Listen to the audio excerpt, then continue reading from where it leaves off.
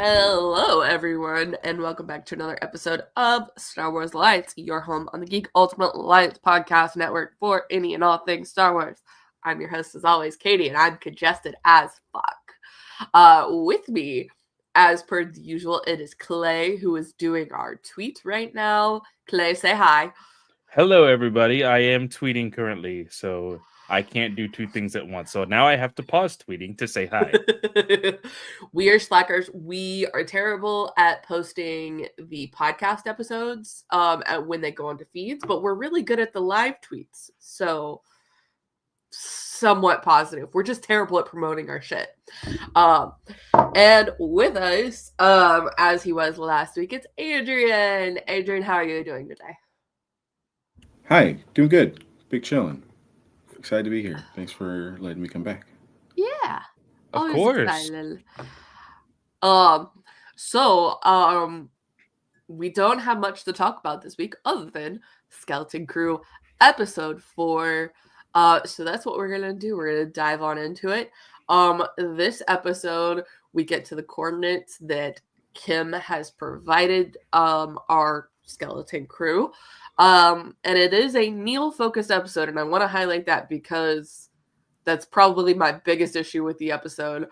And I just have to get this out of the way. So this episode was directed by the Daniels. Yes. And I guess because it was a Neil-centric episode, I don't know, the biggest thing that bugged me in this episode is the way they focused on his face and the way I could only see the everything everywhere all at once rock. There's literally every time I looked at him and his eyes are moving around and you see the lights, because you haven't really seen the whites of his eyes so far, or like if they're not highlighted a bunch, but because he's the focus character of this episode, I just look at him and I see the rock. Yeah. Like, is really bad. What y'all think? Yeah.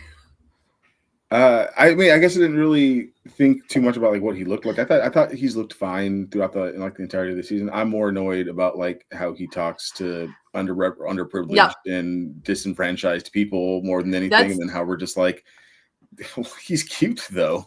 Is kind of messed up that I'm sure that we can get to like once we get a little bit further on. But yeah, all that stuff is fine. But because you mentioned like the Daniels, and I was excited because everything all at once. I was like, oh, we're gonna this is gonna be the deep episode. Because like when like directors pop up, like when Bryce Dallas Howard pops up, that you're gonna get a Bryce Dallas Howard episode. And I thought like that was gonna be like this, but they just didn't go deep enough for me. It's like my initial thoughts with the episode. But I thought it was fun overall.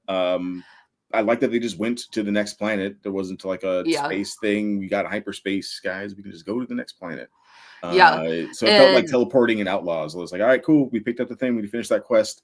Boom. Let's go to the next quest and keep on going. Yeah, and I really enjoyed how, like, I know Jude Law is like our main adult character here, and he's like why most people are probably watching this, because Jude Law. But I liked how the kids stayed in focus, and we just found out what happened to they John bullied that man after. Yes. But I just wanted to get the googly eyes out of the way because it was so distracting the entire way. I'll look at it. Yeah, I'll look at it. I'll look at it on the next watch. I was too focused on the other stuff. I'll look at it for sure. I get distracted by these random visual cues, and especially since I knew the Daniels were directing this, I was like, so staying power, baby, staying power. Yeah. But we, like you said, we hit the next planet, which it looks like it's one of the lost planets of 9, so very similar to Aten. It's Ott. I know them got no Aten. Yep. And that's the name of the episode. So the planet that they are on is called Atum. I think that's like the because that's the big reveal, one of the big reveals of this episode. They played it really well. I thought they fucking got there. They got me. Yeah. Dude, they got me. I thought I was watching Luke come home. I thought we were watching freaking Back to the Future too, dude. I was like like, my oh god, because so for me, this is like the first episode that I've watched by myself. The other episodes I've watched with people, so I had like people be like, "Am I crazy? Did that really happen?" But I legit thought that they had like gone in the future. Either they gone in the future or we were living like they got out. Somebody found their trail, went back, and then like murked the planet or something like that. Like completely in line with so many things that have happened in like this franchise, right? Or that they would in Future in Time, which would be like mind blowing. But I think the true thing is cooler and more exciting. I was definitely like, oh, are they just on the other side of the planet and they've only been like segregated? Yeah, that could onto have the been a one thing too. side of the Yeah, planet. that was a But- thought of mine as well. Is like maybe this whole barrier was actually yeah, more like the dome, you know, like yeah. Like a dome, Yeah. like King Kong. They were King Yeah. Kong. Yeah, exactly. Biodome. So I was like, okay, what's exactly happening here? Because there Yeah. was so many similarities to the point where Neil and Fern and everybody else was like, oh, this is just like home, but it's not. Look, these are the same houses. These are the same building. Mhm, See that tower mhm. there? My mom works there. Like, there's so many like similarities to the point of like, why are there so many similarities? Because there's still so many questions with all of that, you know? I'm feeling very divergent about this, where they created, I don't know if y'all have read Divergent, but they basically created cities trying to like breed the perfect person who could like stop genetic degradation, basically. And so they created like similar cities and then introduced different problems into each one. So like they had a So this is control legit city Fallout. and then Yeah. So that's what I was thinking too. Yeah, same, but different. That's what I was thinking. That this could have been just like something didn't stay right, something, and then you have like the giant statue. satellite, or not like the the satellites around the planet from operations that look very similar to the ones for Operation Cinder, which we've seen annihilate things in planets. That's a good point. Like there's so many possibilities, because then you have the I'm sorry, I'm getting a little ahead. Sorry. No. Oh no, there's like the separatist tanks and like the imperial looking maybe helmets, but everyone here has that. But they just build it up so well, and like that's I think where the Daniels really do really well is the build was so good up until like the very end. And I don't think like I think the episode is short and like the pacing sucks for other reasons, but in terms of like moving the story along, like getting us to the next planet, I thought they killed it. It was such a good like, oh man, what? Wait, what? Huh? Wait, Clay, what? Real quick, I'm going to give you context. Operation Cinder is Alphabet Squadron. You have not read those books. Yes, still a book I haven't read yet. Yes. So yes, it's basically part of Palpatine's plan where he destroys certain planets. So like Naboo was one of the planets that was set up to be destroyed by these satellites, and they have to stop the plot.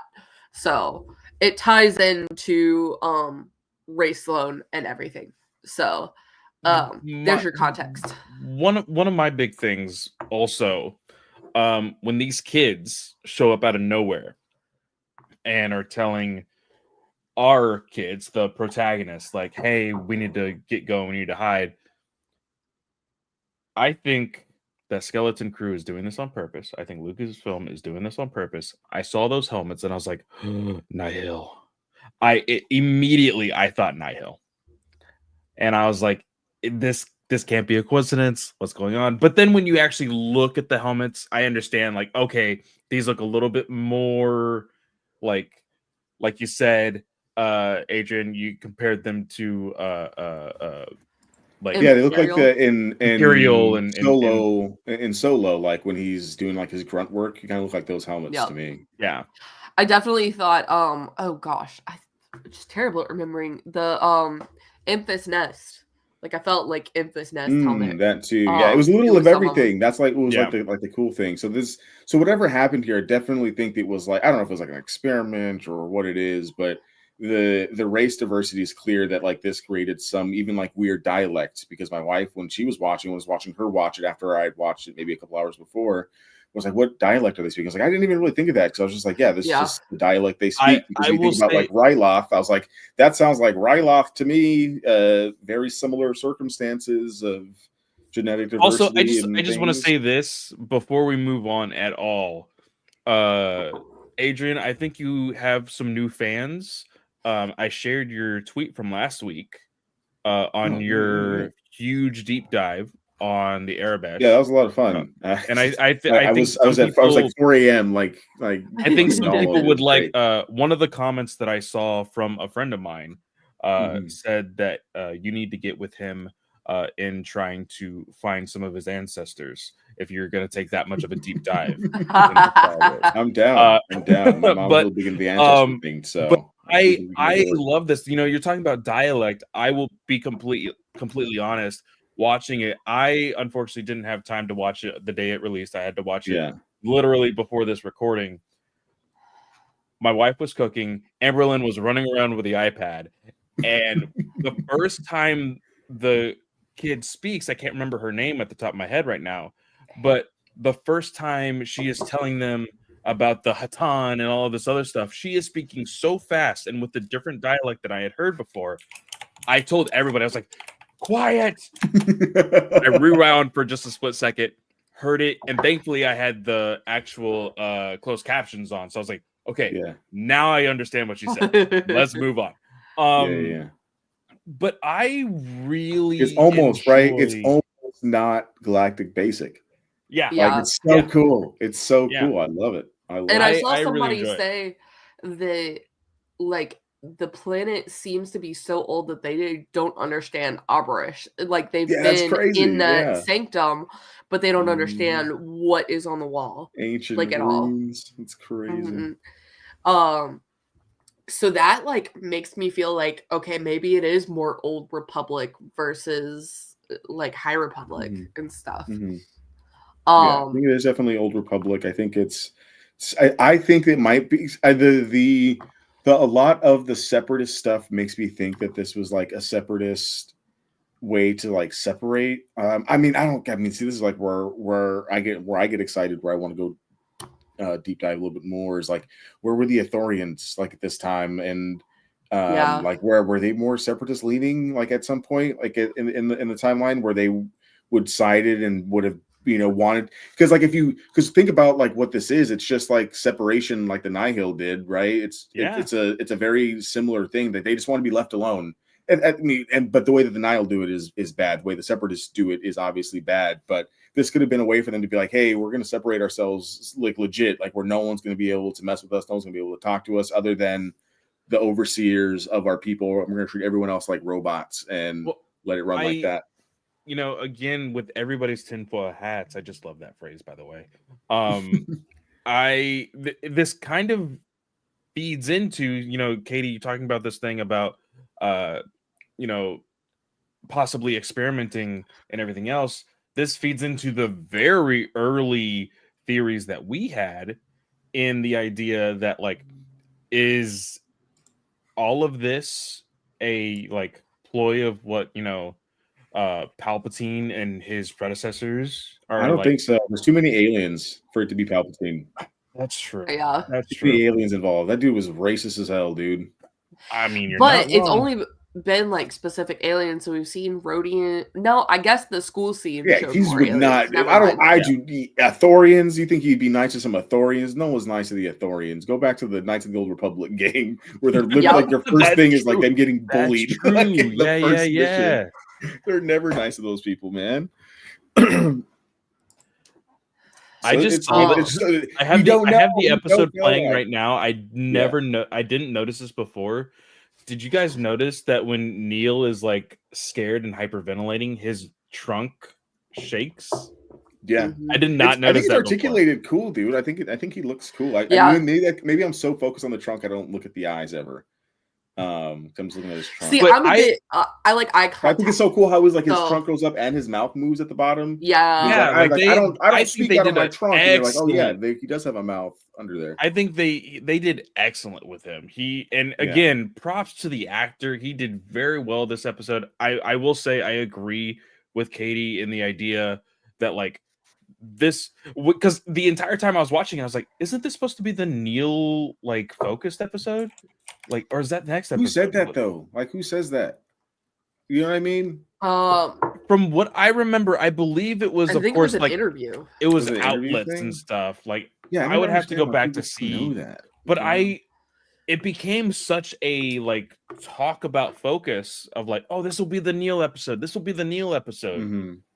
And it might have been just the fact that people were overhyping it and just like, oh, you know, he's so cute. He needs his own episode, you know, and just throwing that out there. I hope that's not the case. But I also hope that it's not the case that this was supposed to be the Neil focused episode, because No, this was the Neil Focus definitely was episode. not. And Yeah. I think the real interesting thing here, Clay, is that you haven't been on the internet yet, dude. Like people are loving this. You are in the minority here, sir. People are going to hate that you're saying this. Neil Nation's coming after you. I Nation's coming mean, after you. Because this was an amazing episode for Neil. It was an amazing episode for Neil. I think it did a lot of great things for his character. He did learn a lot. I just don't think that he Yes. learned enough. I Yeah. think is how I feel. He learned that a is lot, true. didn't learn Yeah. enough, and he learned the- at the expense of other characters, which I always hate. Like he shouldn't Yeah. have to learn something because someone else is getting like hella oppressed, and he needs to like see that. And this is like more like on a personal note. It reminds me a lot. Like, and I posted about this that it felt like watching a little kid from the suburbs here go to Gaza and like talk to anybody on either side. I don't care what side you're on, and then ask them and be like, wow, this is kind of like silly. We shouldn't be fighting. Like if it was me, I would just say, I'm sorry. Just come to America. Like, Yeah, it's like, yeah, just that- leave. that- Just come to America, right? It's very, Yeah. very like pretentious. And obviously he's a child and he's not supposed to get it, but also no one's telling him like, yeah, dude, like that's cool. I'm like, that is how it should be. But these people don't even understand Galactic Basic. We can't teach you centuries of oppression because you were quote unquote like safe. We don't even know what's going on with them. They could like, they have like another level of oppression and protection for kids that I think is also like, and that's like kind of what this whole episode is, right? It's a look at like, how do we protect kids? The Jedi protect kids a certain way. The Empire conscripts kids. The First Order conscripts kids. These peoples give these kids a whole bunch of power. The Atten kids are like super protected. So like, what is the right way? I don't know. And we were just talking about like parent stuff before we went live today. Who knows, dude? Who knows? Yeah. But like Yeah. some of these people, I think, are not making the right decisions with their kids. Yeah. It's crazy, but I also feel like maybe like, and maybe it's just the point where we're at in the season, but I feel like Wim would have been a more interesting focused character here because he's all excited with the blasters and stuff, and he's like, oh, Neil, watch this, and shoots like the heavy Mhm. blaster cannon, like, and gets knocked back by the recoil or whatever it's Recoil. called. Recoil, yeah. Recoil. I was close. No, you got it. You got it. And so I feel like maybe he would have learned a deeper lesson, like, hey, I mean, I yes, think his we're lesson's fighting, coming later. I think he's. yeah. I mean, I think like the main, right. I think like he's going to have the bigger arc in the second half of the season. I think this is just to like, for me, the whole thing is this is for him to throw the rock at the end of the episode. I know we aren't there Yeah. yet, so I won't blow the lead, but like he's there to throw the rock at the end of the episode, and that's the whole thing, which is fine. Like that should happen, but the way that we get there, I think is It doesn't feel simplistic great. way to look at It feels something gritty. that you're really, it's a simplistic way to look at something that you're trying to like really touch at, right? Because you open up this episode with child soldiers. Oh shit, child soldiers. Wait, we never seen child soldiers. I was like, yes, you have. You've seen child soldiers everywhere, and it's been bad every time it's happened. So like it's cool. And then like the answer being like, if it was me, I would just say I'm sorry. The braver thing to do would be to make peace is another one of his lines. Where I'm just like, yeah, that's cool, but it's like an empty platitude that really doesn't hearken to the fact that like this whole thing started because George Lucas was inspired by the Vietnam War and wanted to speak to that, right? So if we're already going to go that deep, you can be like, oh, this is for kids. Why are you going that deep? He's a child. He should understand those things of repression and blah, blah, blah, blah, blah. Star Wars is for kids, and it was also inspired by the Vietnam War. Both those things are true. So if you're going to hark on it, if you're going to go for it, then just go for it, man. It's 2024. Like, go for it. Call everybody out, because you just had them in the last episode shooting at the literal good guys on, not national TV, but like on TV for everybody to see. Like, that's something you only do in video games. You don't do that in real life. The main characters don't shoot at the the good guys in real life. So if you're going to go for it, go for it. I think the message is good. I think the way they get there is just murky. And my wife felt the same way, and I didn't influence her at all. All I said is, yeah, we can watch it and then we can talk about it after. We didn't pause it. I didn't pause it. I didn't do anything. But even she paused it, and she was just like, yeah, and if you come with me, everything will be okay. And I was like, yeah, dude, that's exactly how I felt. So I'm just like, maybe it's like, I don't know if it's like, I don't want to make it like a race thing, but it feels like maybe it's like a minority privilege thing, because I know that everyone and their mother is all about like how cute he was in this episode, how adorable he was in this episode.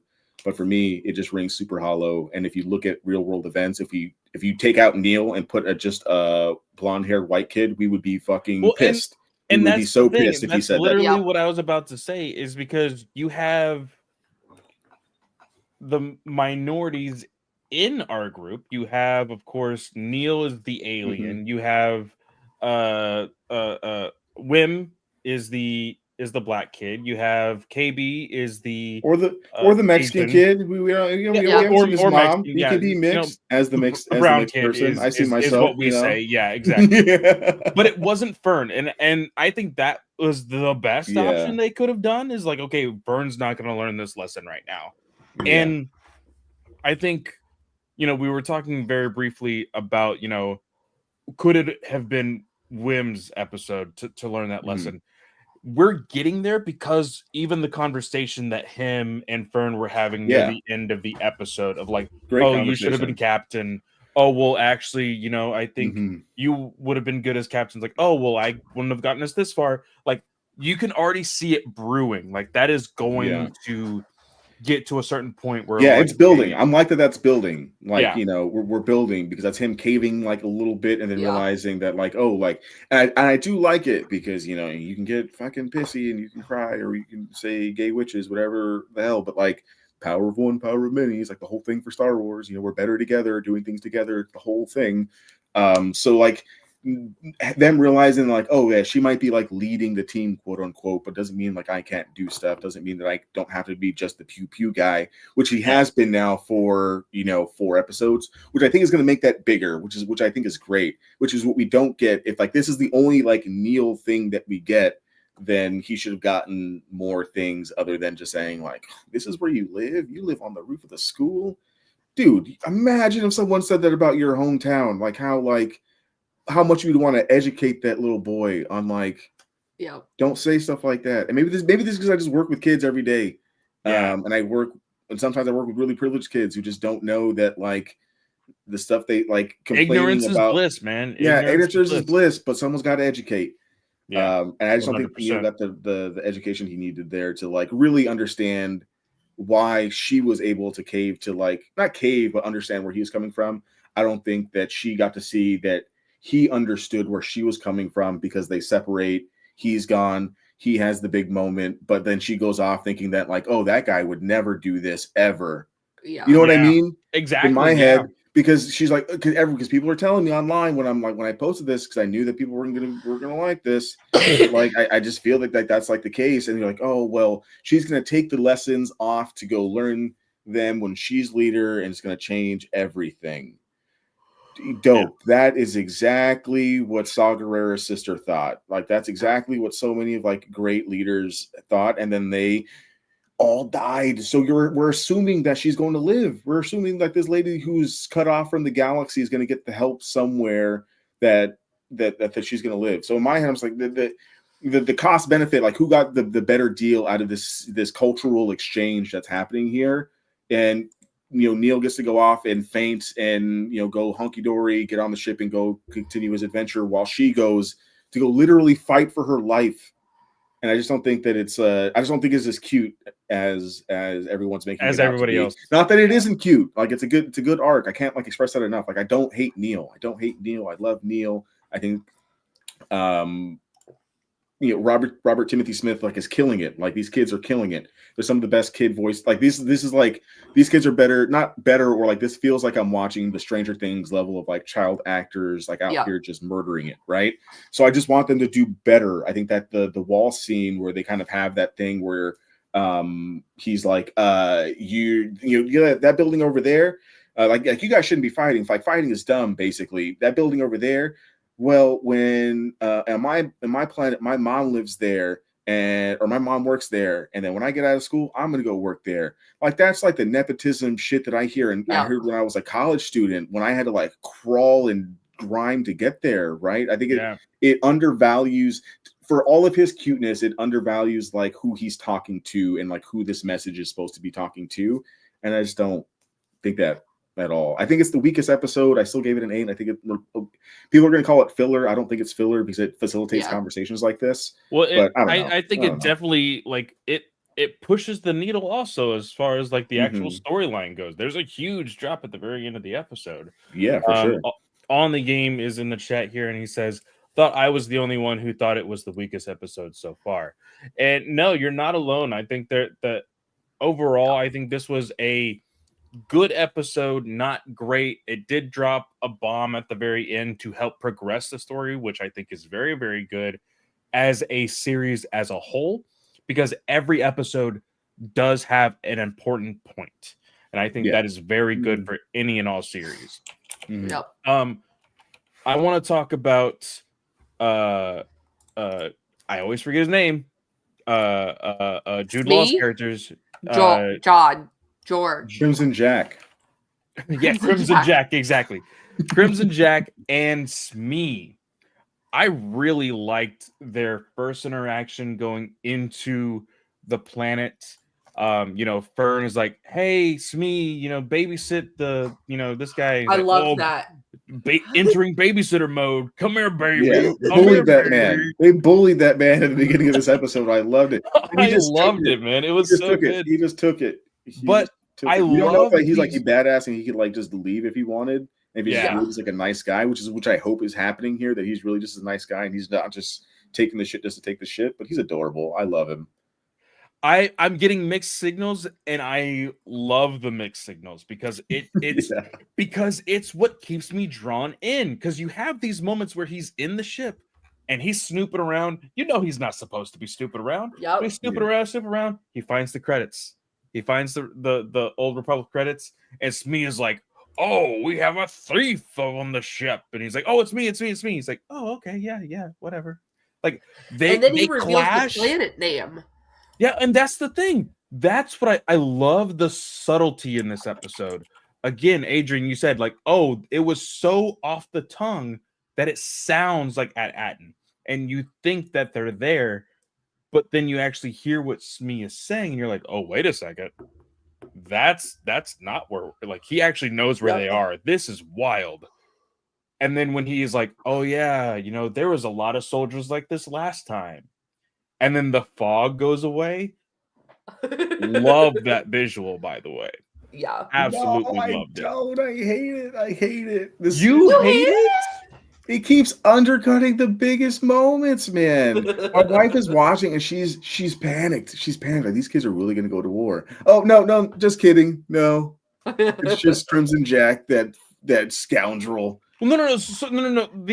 The first time when they are leaving the ship and you see all the soldiers. That moment. No, the other scene. I was like when like it separates away. No. Like he just shows up. No. When he. No, yeah, I thought kind of like. Sorry. I was getting ahead of myself. But I was like, yeah, for that scene, no, yeah, that was cool because I thought that he was gonna go crazy and we were gonna see it, but he's just like, nah, just shoot me. Like when he said that, I was like, oh god, what's gonna happen? Yeah, he's either like the best actor on the planet, or he's really like this, and I just don't know which one it is. Like that's a mystery in and of itself. It's like a mystery within the mystery for him, for sure. I feel like it's very parallel to his character in Captain Marvel.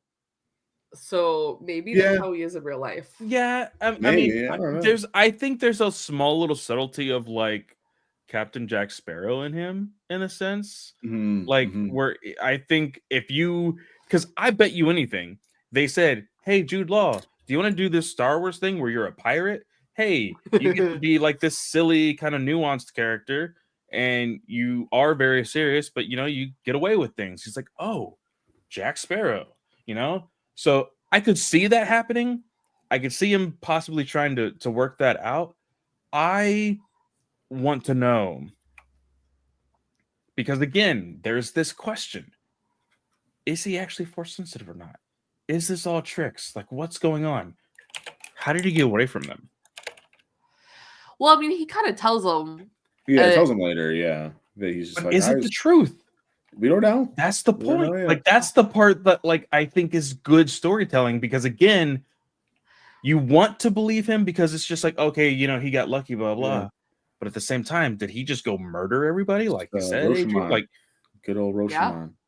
so Yeah, it really just changed the way I looked at any of these stories. Because like Star Wars, for me, like unless like I'm watching the specific character by themselves, like in a room, everything is like from a certain point of view, in my opinion, when it comes to Star Wars, which makes it so great. It's the whole thing. But I think I saw a video by Element at Dyad in the Force, and he did like a whole thing on like Roshamon and like why people have such an issue with like the Luke scene in The Last Jedi. Not that I'm one of them, but like, why we want to believe a certain thing. So like when we watch this guy, he's like a perfect example of that because we have no idea what this guy's true intentions are.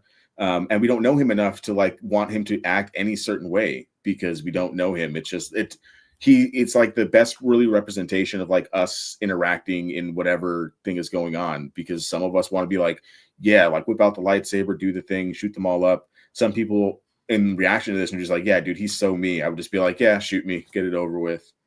So it's a wide variety of like playing this character. He's killing it, and I don't even think he's doing that much. He's doing like not a whole lot, but so much at the same time. Yeah, his character's written really well, and Jude Law's killing it for sure. I agree. But that really takes us to the forbidden, what they call it, the fallen sanctum. The fallen sanctum. I was gonna say forbidden sanctum, but the fallen sanctum, which is, to go ahead and get this out of the way. Yeah. It parallels what we've seen in the trailers for what has been assumed to be the supervisor's tower. And the kids talk about it and it was like, oh, like I've never been inside this, but like it looks exactly like the tower, which is where like I'm like, okay, maybe it's experimental and they designed all these planets the same, but then like threw things into it. Anyways, so they get to the fallen sanctum and they start finding all these coordinates for all the other planets, assumedly in this lost 9 that all had like some sort of treasure. But then they find Aten's tower, and the coordinates have been scratched out of the tower. And it is revealed immediately when they find it, because it's really cool. They see the Autumn, the one that they're in. Then they see all these other ones, and they start yelling them out, and they're like, "Oh, these are all sounding very similar. What is this all about?" And that's when Neil finds Aten. It's blasted away. And that's when Smee says, "Oh, that was me. I did that." And I knew he was programmed. I knew it. Like the second episode where he was like, I don't know if I've ever heard of Aten. I like this because, again, unfortunately, Katie, you have never seen this movie, even though you need to see it. Treasure Planet. This is watch it after this. Because you're experiencing all the cool things that make like Treasure Planet cool. I mean, that is also true. Like this, this is kind of like Treasure Planet, and that's why I love it. It's more like Treasure Planet than it is the Goonies. I'm so over the Goonies reference to this. Like, this is not the Goonies. This is Treasure Planet. Like, it's much deeper than like. Well, and that was the thing. I'm surprised that you're seeing a lot of people say Goonies, because for me, well, like the first like 2 episodes they did. It was very much to get people in aspect. Right? Yeah, for sure. But this, I 100% agree. It is 100% Treasure Planet. But there is there's an android, and I will say this small spoiler. There's an android named Ben in Treasure Planet, Mhm. and he hides some secrets, and then you get to learn why and how and all this other stuff. And it's boom, it happens to Smee, and I love the way Fern, like there's a light bulb in Fern's head where she's like, she asks him the question, he immediately responds back, and she's like, oh, I used to do this to my droid all the time. And we've even seen it happen because it happened in the first episode. So it gives you reference as an audience member, as like not just a throwaway line. Like no, she actually did this before. And when there's an override, you see the complete change of Smee, and it turns into like a very dark horror. Like the way the camera moved. And this was probably my favorite part of the episode, like cinematography, direction wise. I loved this. Yeah, it reminded me of like how scary the Dark Trooper droids were in Mando when they came out for the first time. All was missing was just like that Skrillex-esque thing from Ludwig. It would have been so sick. It's tragic for me, man, because like at that point in the episode, I was really like, man, I was really feeling for Smee, man. Like he's a droid. Like he's a droid. He like, was my favorite part of the. Just because he's a droid doesn't mean that this dude. Like I hate the way Fern talks about droids. He feels like when Captain Jack talks he's about the him. privileged one, dude. It's racist. It feels racist whenever they do it. And I know droids aren't a species, but I hate when people are mean to droids. It just makes no sense to me. But like. It's tragic because he's trying to like play on the empathetic side of a droid when he's talking to him, right? When he's trying to get him to be like, tell me more about like your whatever, try to remember. And he's trying like this empathetic approach of like, we'll fix you, buddy. But no, all he really wants is like the treasure. So everyone's disrespecting this man. And then the last episode, they were so like ready to go risk it all to go save him. And then to have him like against his will try to go kill these kids is really, really rough.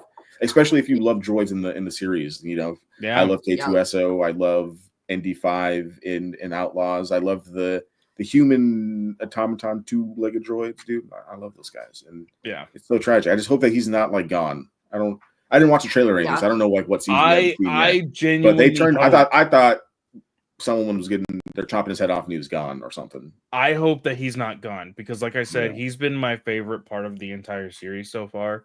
I love Neil. I love all the characters so far, but Smee has been a staple for me since the beginning. And he's not even human. He's and so I really hope that like they get to somehow turn it around for him to be on the good side. I don't think he's gone because I think they're going to try to. They just turned him off. Always find the off switch or something like that, as we said. Yeah, so I think they're gonna like dismantle his arms probably and try to like modify his memory. Yeah, because what did NB say like in the episode? She's like, there's only like 10 million circuits, and I was like only 10 million circuits. I think she actually said like 100 million circuits. And she was just like, oh yeah, no worries, I can do that. No problem. So I'm sure she'll fix him up, and I would love to see like a full on NB episode. Or like something focused on her trying to fix this dude up so she can see the humanity in the droid. I would love an episode. That's just me thinking out loud, but I would love an episode of them like really bonding and her seeing that everything's not just because she's I feel like she's the character that is really to herself, compared to everybody else. So they could bond in that way. Yeah. Do you guys think that we're gonna go to one of the other 9 planets and like that's maybe what the running theory is, right? Yeah, we're gonna go to the planet and get the coordinates, but could be a thing that planet is also jacked. Like we have no idea. This is what 2 of 9 now. Yeah, I don't know if I would absolutely hate or love the fact that this would become like a Planet of the Week type series. Well, they're not gonna hit every planet because there's only 4 episodes left. True, but like that's what I mean. Like, are the next 4 episodes going to be 4 new planets, besides the last episode, because you assume, of course, they get back home. Yeah, I'd be interested to see how they figure it out. I wonder if it's going to be a thing if they because they have coordinates. They've been really big on coordinates this year. There's somebody on Threads. I can't remember his handle off the top of my head.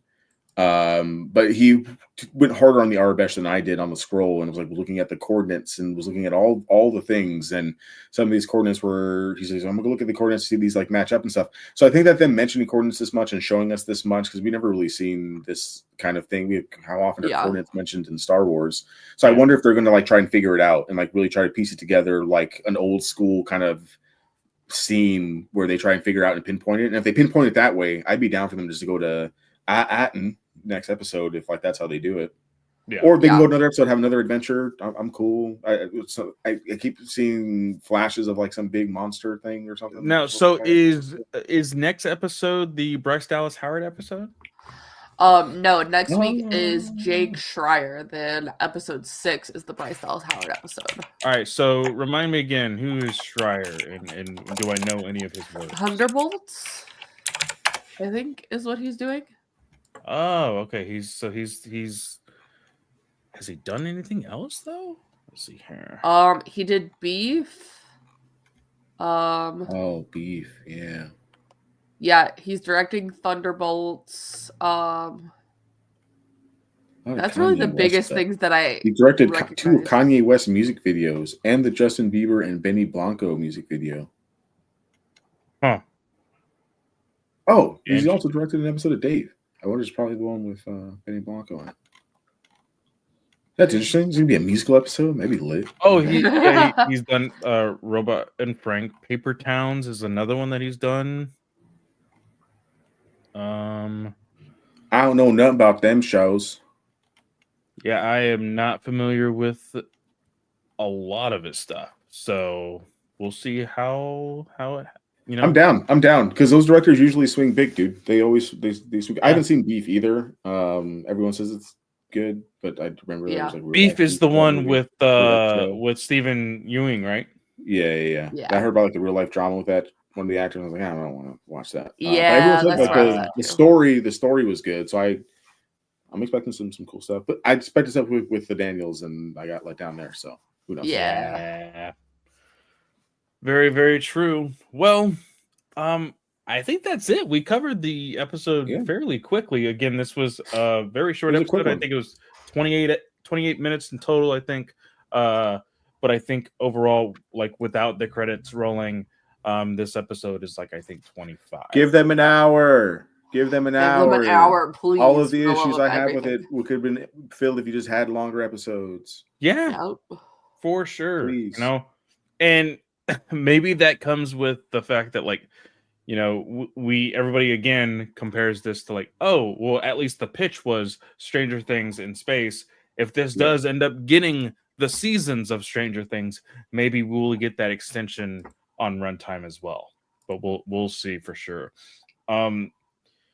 But again, I think that is it for the episode. Adrian, is there anything that you would like to pimp out as far as your works, your videos, and all that? Tell people where they can follow you. I mean, you can find my coverage a little bit more in depth and thought out and edited and all those things at butwhythough.net. As always, and then for everything else, just at SuperReese93, kind of really wherever you're at. I'm not on Blue Sky because I feel like Blue Sky is just like another one to get on, and I don't want to get on another one. So mostly Threads and Instagram these days, lots of TikTok, and just posting things that make me feel good.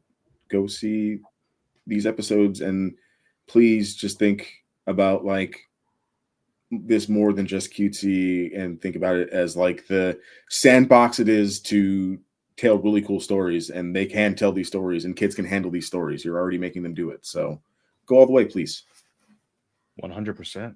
Yep. Of course, with me, you can always find me at Fanboy Clay on Twitter, on Blue Sky. I am on Threads.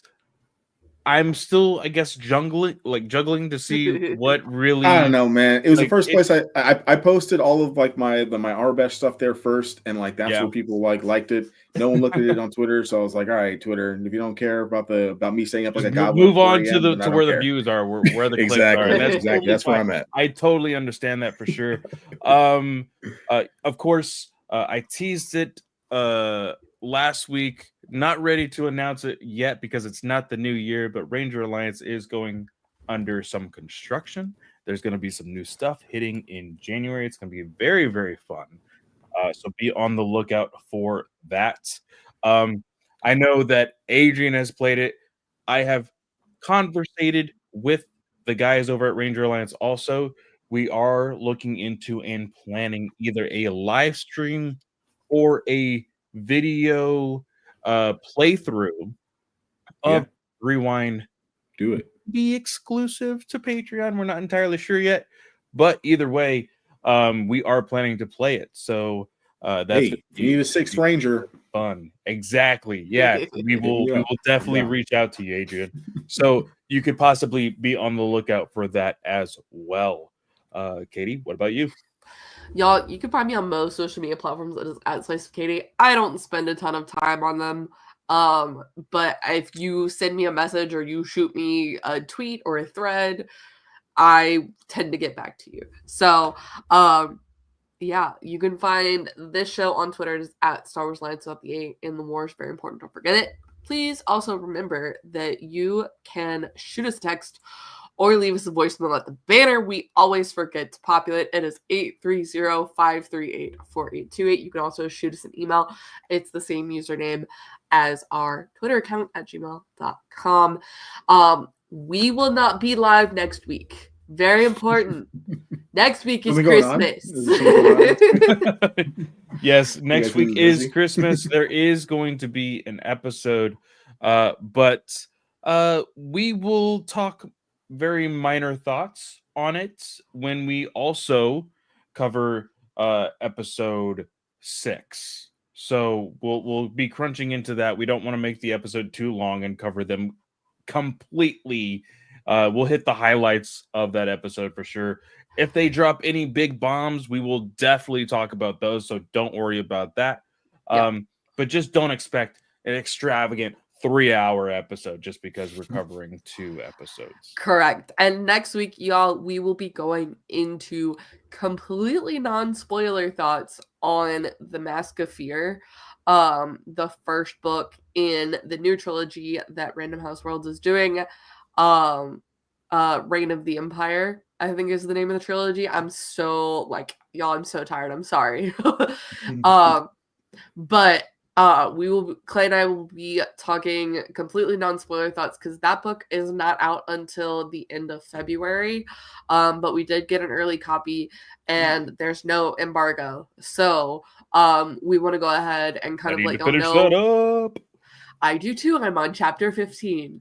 I did the thing where I'm just putting in my headphones, pressing read aloud on our app, and it sounds disgustingly robotic, but at least I'm getting all the information while I'm doing chores and everything else. So yeah, I should probably do that. Even though I stopped reviewing books. I was like, I like the audiobooks more. I 100% do, Adrian. Yeah. I always go for the audiobooks, which is why, Adrian, I don't know if you've ever attempted to read a 72 chapter book as quickly as possible. Katie can blink and be done with it twice. That's my wife can do it too. My wife's a machine. I was like, I don't get it. But put me at 2 times speed, bro. I got you. Katie is like, hey, Clay, let's review this book. Hey, I finished it. Hey, you want to see me do it again? It's like, God damn it, Katie. Slow down. I finished, what was it? Eye of Darkness. I had pregnancy insomnia my first trimester, really bad. You finished Eye of... No. Eye of Darkness in 24 hours. Yeah, you finished it in 24 hours. So, I will get it done this weekend. But... yes, completely non-spoilery thoughts because we want to give y'all a perspective on this book, knowing that it's kind of a different genre than what typically comes out of Random House Worlds. So being able to let you guys know, hey, should we pick this book up or not? So that is what you can expect next week, the day after Christmas. But we hope you guys do have a Merry Christmas. Enjoy next week's Skeleton Crew episode. And for now, I hope you guys have a fantastic day or night, whatever time that you're listening or watching, and we will see y'all next time. May the Force be with you.